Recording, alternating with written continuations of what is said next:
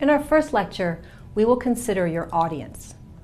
It's important to be very thoughtful about your audience and write with their perspective in mind. Because of the explosion in the number of sources of information, most of us are overwhelmed with things to read. There are emails, blog posts, journal articles, letters, and proposals. So, in order to get someone to take the time to read what you've written, you will have to capture their attention very quickly. You will need to justify for your audience why they should continue to read past the first couple of sentences. To do this, you must get to your point quickly and be very clear about your intent. In this lecture, I'll talk about how to ensure that your reader sees the value in reading your document, how tone and style of language affect the reader's perception of your meaning, and some strategies for ensuring that the audience is able to understand your message. Think about your goals and your responsibilities as the author of the document. Also, remember that your reader, like most of us, probably has a lot of written content in their inbox. Since we are all suffering from information overload, we tend not to read beyond the first paragraph unless it's truly engaging. So as the writer of a document, you must make it clear right away that you have something valuable to say, something of value specifically to your reader. To get your reader to read beyond the first few sentences, you will need to show them that there is enough value coming to warrant the time they will spend on it.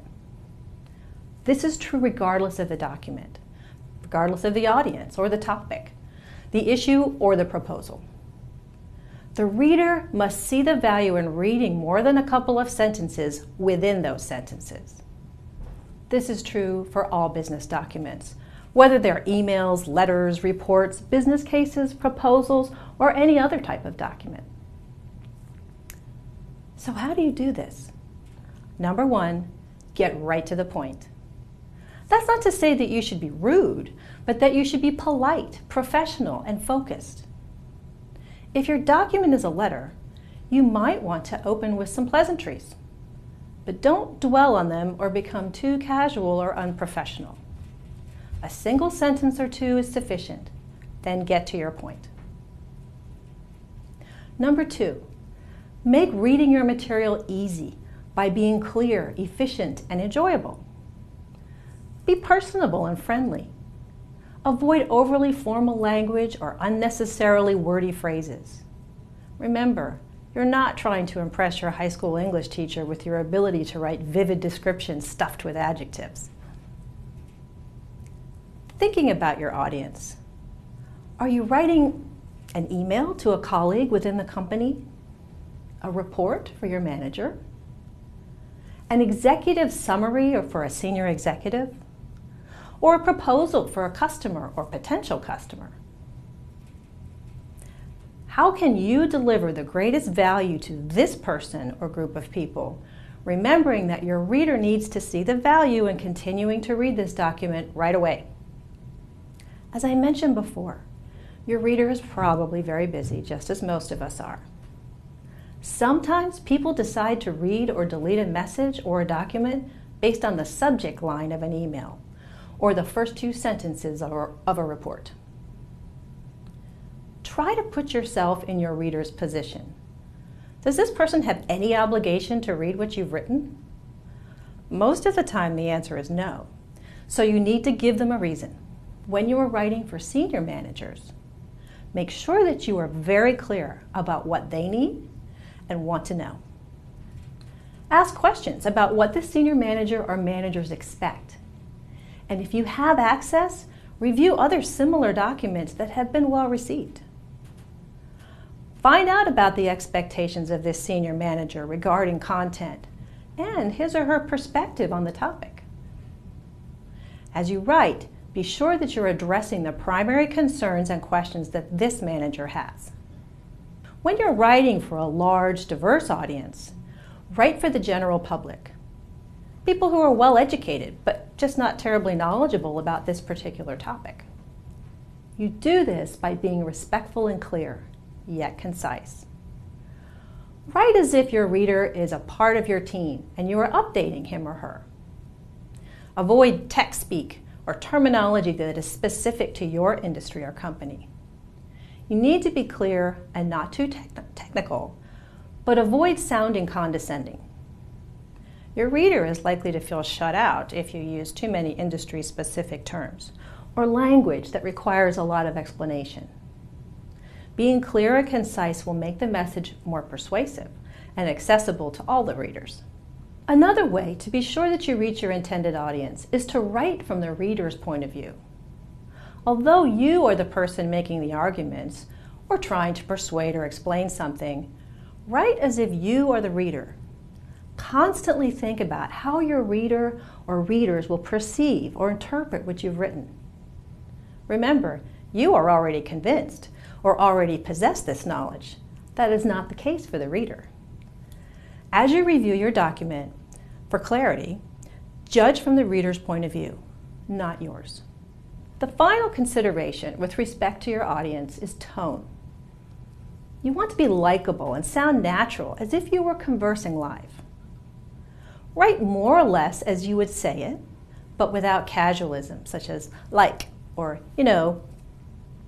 Your language will vary somewhat, depending upon the reader, but even if you don't know the reader well, or they are a senior executive, avoid too much formality and wordiness. When you're referring to specific people, use their names instead of their titles, and use personal pronouns such as we, you, and she, instead of words like the reader or the participant. These just sound too formal and disconnected. You do want to include courtesies such as please and thank you, and keep a positive and polite tone. Strive to state things positively and professionally, even if you are unhappy or you're writing the letter of rejection or complaint. You'll undermine your goal by being hostile or inappropriate. Sarcasm should always be avoided.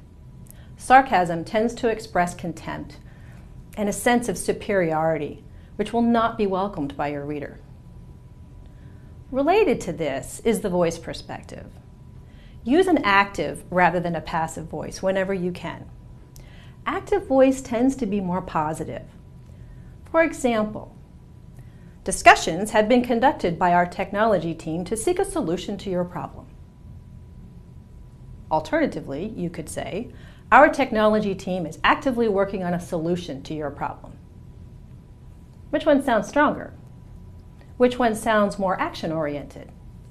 Which one will appeal to your reader's perspective more?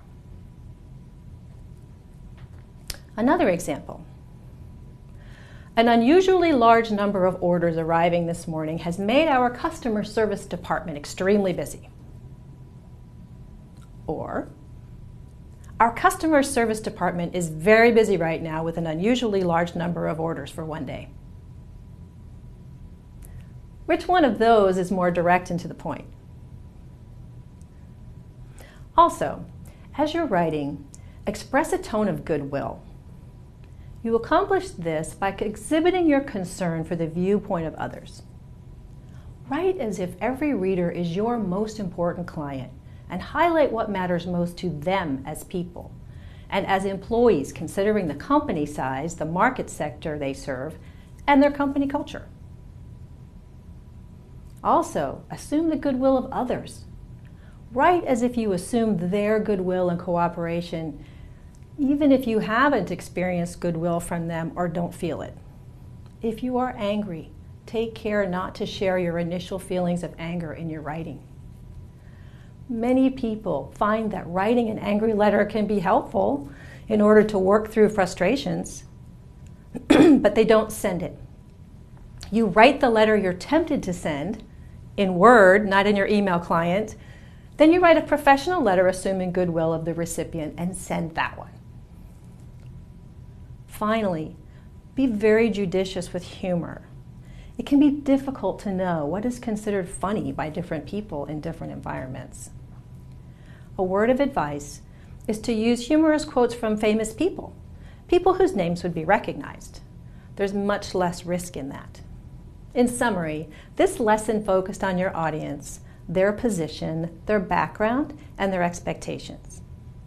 As you write, Carefully consider this audience. Write from your reader's perspective. Be clear, to the point, and respectful. Consider your reader's background knowledge and perspective on the issue, and judge the clarity of your writing from the reader's perspective. Finally, always write with a positive, active tone of voice and express goodwill regardless of your message.